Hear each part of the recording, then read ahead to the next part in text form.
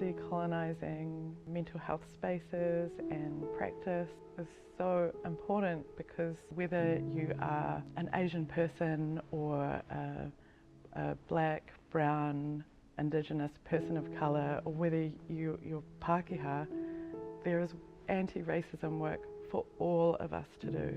Unless that is acknowledged and unless it is transparent with the people we're privileged to encounter and work with, how can we say that we are providing a responsive service?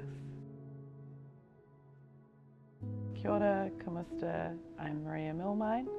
I am a counsellor and I am passionate about mental health advocacy and facilitating conversations that, especially around mental health, that I feel people in my community are intent on not having.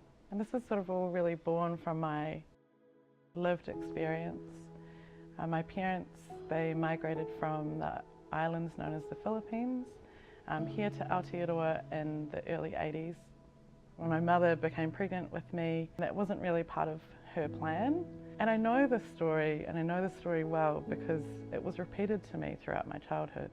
So that sort of contributed to this idea that I had of myself, that I was the problem. There was a lot of financial stress in our home. I know that my parents experienced discrimination in the workplace. I know that they experienced homesickness. Growing up, there was a lot of stress and pressure in our home that I guess myself and my siblings, we got the brunt of that, and we experienced a lot of substance use or alcoholism in our home. There was a lot of violence, and I grew up an angry and sad young person, and I was depressed. I had no words or language.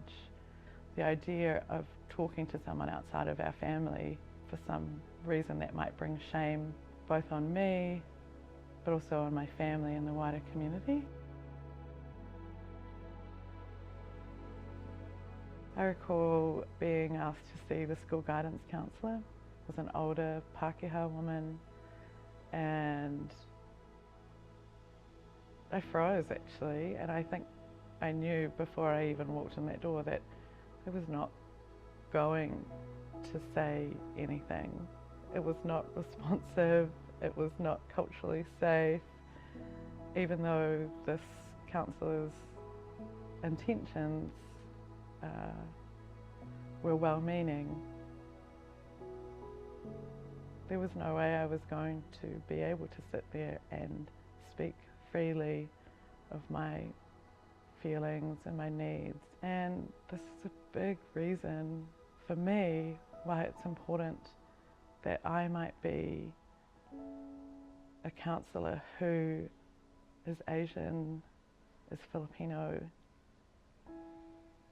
and perhaps has a bit of understanding that there are certain conditions that need to be acknowledged in order for someone to possibly feel safe to talk about the things that are distressing and hard for them. What I am advocating for in mental health spaces for Asian people is systemic and structural change. The burden cannot continue to be put on individuals or small NGOs and small minority groups who work tirelessly within an oppressive system to exist, to be seen and to be heard. As Asian communities here in Aotearoa, we have a responsibility as tangata tiriti to acknowledge and learn about the history of colonisation, the history of harm.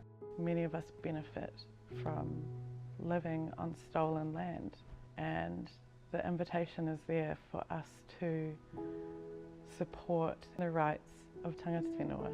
And I think in our doing so, we also find liberation for ourselves. I only have to think about the challenges, the difficulties, the pain, the suffering, the discrimination that my mother experienced, to feel fully convinced that between her life and mine up until this point, we have done more than our fair share of staying small, shrinking back, prioritising the comfort, in particular of white people, but of others over my own. So I want to hang in here for the long run. I will be brave and courageous when I have the energy to be, and I glean from the many wisdoms and insights and knowledge from many wonderful Indigenous and Asian people around me who are generous to share their lives with me too. I just hope for more of that.